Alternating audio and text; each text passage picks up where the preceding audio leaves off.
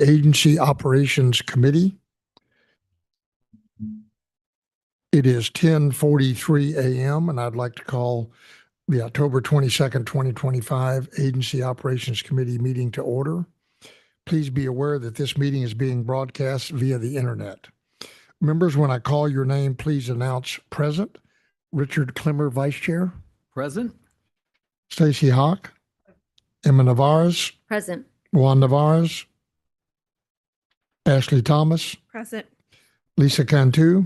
Present. And myself, Welcome Wilson Jr. Please record in the minutes that we have a quorum. First, item number 2 is approval of the minutes for the July 23rd, 2025 Agency Operations Committee meeting.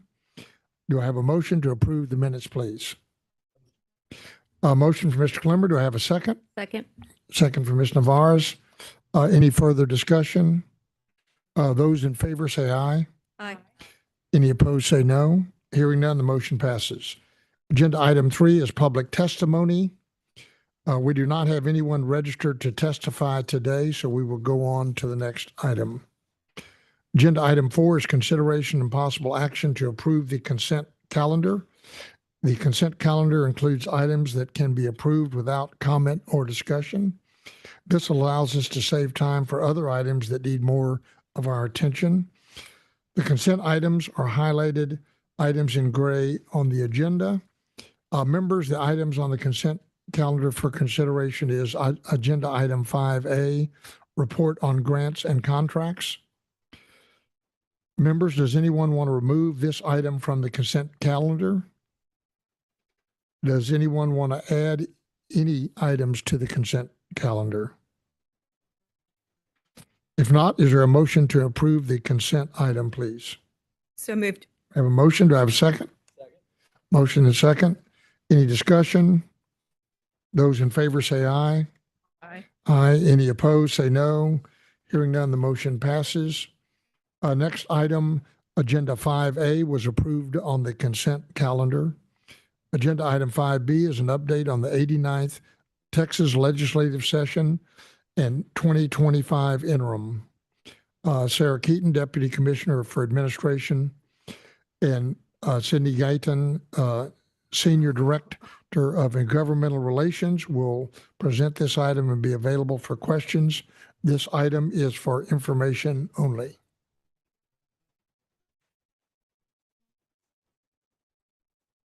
Good morning, committee members. Sarah Keaton, Deputy Commissioner for Administration, and with me is Sydney Gaitan, Senior Director for External Affairs. And we are doing this presentation this morning, and Glenna Brune, Associate Commissioner of External Relations and Public Affairs, in her absence because she is with the Governor's Executive Development Program this week, which we're really excited about. So happy to be here presenting on these items to you today. This morning, we'll provide an update from the 89th Texas Legislative Special Sessions, as well as our interim work, legislative interactions, and upcoming events. As we've mentioned before, the 89th session strategic investments showed that legislators and leadership were serious about accessibility, predictability, and transferability in higher education, reaping huge benefits for Texas students and families. We had more than 76 bills passed that impacted the coordinating board in various ways, resulting in 125 new obligations for the agency and 13 studies that our agency is tasked with doing this interim. 2 of those studies are the General Education Committee, which Dr. Troutman coordinates, and you heard from him just a few minutes ago about that committee. Another significant study and committee we have this interim is the Performance-Based Funding Advisory Committee and Legislative Working Group, which I shepherd. The Performance-Based Funding Committee is tasked with developing recommendations for outcomes-based funding for 4-year universities. The committee has met in full twice and has also formed working groups to look at metrics related to attainment, affordability, persistence, and post-collegiate outcomes. Additionally, a legislative working group from that committee has been meeting with legislative leadership to ensure that we remain aligned with their intent and expectations for that project. Both of those committees will continue to meet this year and next. We will continue to keep you updated as that work progresses, with the reports and recommendations coming to you for board approval in advance of the 90th legislative session. Also want to highlight the success of the governor's priority of Free College Application Week. Assistant Commissioner Brandon Griggs will be jumping into the particulars of that tomorrow, but we cannot thank legislative leaders and the governor enough for prioritizing Texas families and students through that process. The 89th Legislative First Special Session began on July 21st. The call contained 18 items across a wide array of policy areas, but did not include topics related to the coordinating board. The second special session was called on August 15th and adjourned on September 4th. The governor identified 19 items for the second special session, and one bill from that session involved the coordinating board, and that was House Bill 8, that addresses industry certifications that are eligible as performance indicators for school districts. The legislation tasked the tri-agency, the coordinating board, Texas Education Agency, and Texas Workforce Commission with developing and distributing an industry certifications list that prepares students for high-wage, high-skill, in-demand occupations. Also, at the end of the special session, the Senate voted to authorize the lieutenant governor to break the K-16 committee back into two committees, one focused on higher education and one on public education. New committee chairs and members will be selected later this interim for that, as Chairman Creighton is moving on to become Chancellor of the Texas Tech University System. We look forward to working with those new committees as they get formed and named. Now I'll turn it over to Sydney to give an update on the interim and upcoming events. There we go. My name is Sydney Gaitan. I'm Senior Director for Government Relations. Over the interim, the Senate and House Select Committees on Civil Discourse and Freedom of Speech in Higher Education were established. They are chaired by Senator Betancourt and Representative Wilson, respectively. The first joint hearing is scheduled for next month on November 13th here in Austin. We continue to meet with legislative leadership on a weekly basis and ensure we're engaging with bill authors and stakeholders regularly on the many obligations and studies that are under our purview. We also interact daily with legislative staff, answering questions for their constituents and serving as a resource for information and background. I do want to highlight for your calendars that Higher Edge is just around the corner. It will be held on December 8th through the 10th at the AT&T Conference Center here in Austin. And the theme of this year's conference is Classroom to Career, a Future Ready Texas. It focuses on reimagining higher education systems and processes to create more value for students throughout their college experience. And we also look to how to better support their transition into the workforce and their contributions to our state's rapidly growing economy. General Kukolo, who leads the Army Futures Command, will be joining us as our keynote to present on breaking the mold without breaking the mission. We'll have a number of plenary panels that will cover areas such as highlighting students' experience in their transition from higher education into the workforce, the role of policy in ensuring quality and alignment between credential programs and the needs of the labor market, as well as a session which will feature a series of short TED-style talks from educators, employers, and students who are all spearheading an innovative partnership on the semiconductor landscape here in Central Texas. In addition, we will also have a number of exciting breakout sessions throughout the day. Higher Edge 2025 provides an opportunity to share solutions and shape the future of education and workforce readiness in our state. And we hope to see you all there. The last item I have for you is the Coordinating Board's 2025 Legislative Report. It's a summary of the 89th session and the two special sessions. It is an exhaustive list of all of the outcomes from all of those sessions that impact the Coordinating Board. It will be posted on our website tomorrow, and we would encourage you to use it as a resource as needed. And lastly, we just want to thank you, the board, our new chair, and legislative leadership for continuing to keep higher education and Texas students and families at the forefront. Thank you. Great. Thank you, Ms. Keaton and Ms. Guyton. Members, are there any questions for them regarding the legislative session? Yeah, good morning. Is this the first time that you will have breakout sessions? No, sir, we've had breakout sessions at previous conferences as well. Thank you. Any other questions? If not, we will move on to the next item. Agenda item 5C is an update on the agency cybersecurity framework. This item will be heard in closed session later in this meeting. Agenda item 6A is the review of the fiscal year 2025 financial report to the board. This item is for information only. Anthony Infantini, Chief Financial Officer, will present this item to the committee and be available for any questions. Mr. Infantini. Good morning. I am Anthony Infantini, the Chief Financial Officer, and it is my pleasure to once again present this financial report to the committee. So this report is through August of 2025, which is the conclusion of the 2024 to 25 biennium. And then in January, we will begin our reporting for fiscal year 2026, and that will tie to the operating budget that the board approved in July. I mentioned in previous reports that there are going to be several cleanup adjustments in the last quarter of the biennium. We did that to work to appropriately spend or encumber money across programs. One thing I want to point out, we also received and dispersed over $400 million in that last quarter, resulting from the most recent supplemental appropriations bill, House Bill 500, which paid out a backlog of the TRIP claims. The remaining budget balances are being reviewed at a detail level and may either be lapsed or move forward to the 2026 by 27 biennium as appropriate. Moving to the loan collections and the cash balances, I mentioned probably this time last year, the Attorney General Division we contract with that helps with our delinquent loan collections was fully staffed for the fiscal year 2025. And also during this fiscal year, we saw financial penalties for federal loan late payments resume. I think these had a significant impact on the magnitude of our delinquent loan collections, especially during this last half of the fiscal year. The resulting collection activities increased from $13.3 million to over $16 million, which was a 21% increase. Also, our regular loan repayments increased 4% this fiscal year from $149 million to $155 million, which is the second consecutive year we've had kind of stable, consistent payments for our non-delinquent borrowers.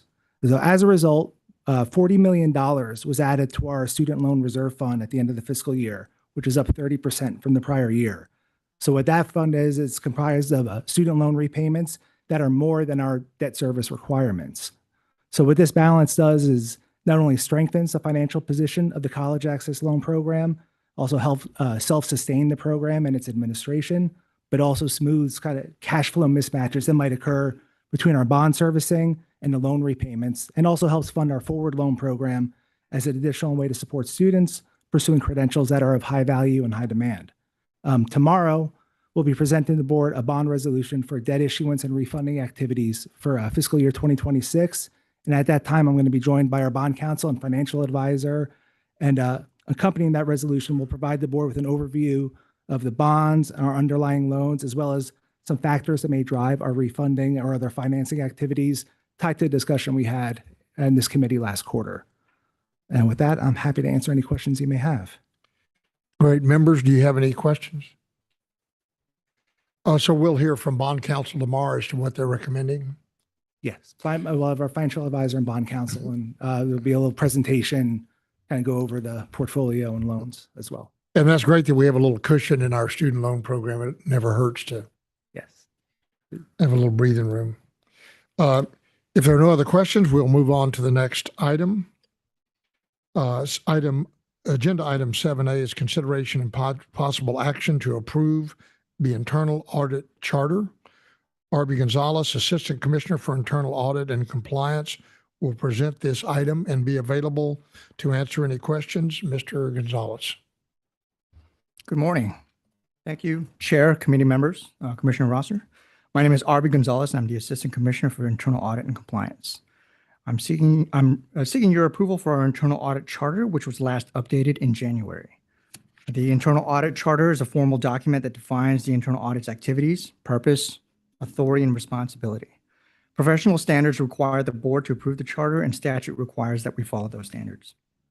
We updated the internal audit charter to update key board leadership and to highlight activities under the scope of the chief auditor, specifically institutional assurance activities related to community college finance, which reviews institutions and also reviewing institution sexual misconduct reporting to the coordinating board. We also build guardrails into the charter to ensure internal audit remains independent in structure. Specifically, the internal audit director will be responsible for internal audit activities related to CCF and sexual misconduct reporting should they occur. I'm happy to answer any questions you may have. Members, any question on this item? Thank you, Mr. Gonzalez. Do I have a motion to approve the internal audit charter, please? I'll approve. Motion by Ms. Navarez. Do I have a second? Second. Second by Mr. Clemmer. All those in favor indicate by saying aye. Aye. Aye. Any opposed? Hearing none, the motion passes. Agenda item 7B is the auditor's update on internal audit reports and activities. This item is for information only. Arby Gonzalez will present this item and be available to answer any questions. Thank you, Chair Wilson. Internal audit is continuing its progress on the audit plan. We have 4 projects started and in progress. Community College Finance. Right now, we're taking a deep dive into the process from start to finish to aid planning of our field work later on this fiscal year. Information Technology Risk Assessment. We've co-sourced with a third party to assess the IT risk landscape before diving into IT-related audits. And following up on previous third-party recommendations related to the agency's contract administration. Subsequent to finalizing this agenda, we've also kicked off our grants administration project. This concludes my prepared remarks. I'm happy to address any questions or comments. Thank you. Any questions for Mr. Gonzalez? Hearing none, we'll move on to the next item. Agenda item 8A, 1 through 13 are the auditor's update on state and federal compliance monitoring reports and activities. This item is for information only. Arby Gonzalez will present this item and be available to answer any questions. Mr. Gonzalez. Thank you. I'll give an update on our compliance activities since the last board meeting. First, state compliance monitoring. I'm very pleased to report that we completed all projects in the compliance monitoring plan for fiscal year 2025 in that fiscal year. It's been a while since we had not rolled over any projects into the next fiscal year, so I want to commend the compliance monitoring team, namely Jamie and Robinson Hall and Paul Mayert for their leadership and guidance in that area. Currently, they're working hard to implement and restructure and work on the fiscal 26 compliance monitoring plan. They've notified institutions about the compliance reviews for this fiscal year, and we're gathering data and planning the reviews. I'd also like to report on our efforts working with Coastal Bend College during the past fiscal year. CBC experienced compliance challenges related to its data submission and financial audits, and we worked with past and current college administration to mold a foundation for better compliance outcomes moving forward, which shows our commitment to not just identify any issues of noncompliance, but help institutions get into compliance. Moving to federal compliance monitoring, we wrapped our work related to federal grants, minus Perkins grants, which I'll talk about later on. We've shifted our resources to build our reviews for sexual misconduct reviews that I talked about previously with the internal audit charter. We've also caught up with our Perkins subrecipient monitoring. Many thanks to Lee Rector and Workforce Education for working through a plan in removing the backlog related to Perkins reviews. That concludes my compliance monitoring update, and I'm happy to address any questions you may have. So when do you think you'll have the items for FY26 identified? The items are there. We've approved the compliance monitoring plan in July's meeting, so we've identified the institutions that we are reviewing from this fiscal year, and we've sent the notification letters out prior to this month. Thank you. Any other questions, members? Thank you, Mr. Gonzalez. Hearing none, we'll move on to the next item. We will now take up agenda item 5C, update on agency cybersecurity framework. The committee will meet in closed meeting to deliberate the following items pursuant to Texas Government Code 551.076 and 551.0761. The committee will meet in closed session to receive an update on the agency cybersecurity framework. No other business of the committee will be discussed before we reconvene in open session. It is now 11:02 a.m. and we will convene in executive session. Board members, we will now move to conference room 12B, which is located on the 12th floor for the closed meeting.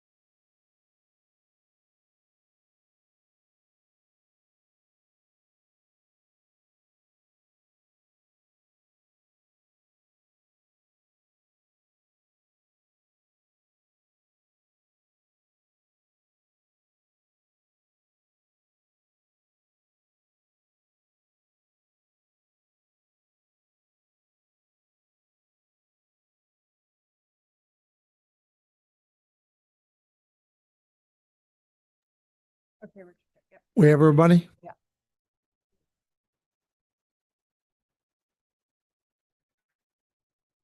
All right, it is now 11:40 a.m. The executive session on agenda item 5C has concluded. No action was taken during the executive session. It is now 11:41 and the committee is now reconvened in open session and a quorum is present. We are now on agenda item 9, which is adjournment. This concludes the Agency Operations Committee meeting. Time is 11:41. Do I have a motion to adjourn, please? Motion. I have a motion. Do I have a second? Second. Motion second. All in favor, say aye. Aye. Aye. Any against? Motion passes. Thank you. We are hereby adjourned. Hereby adjourned.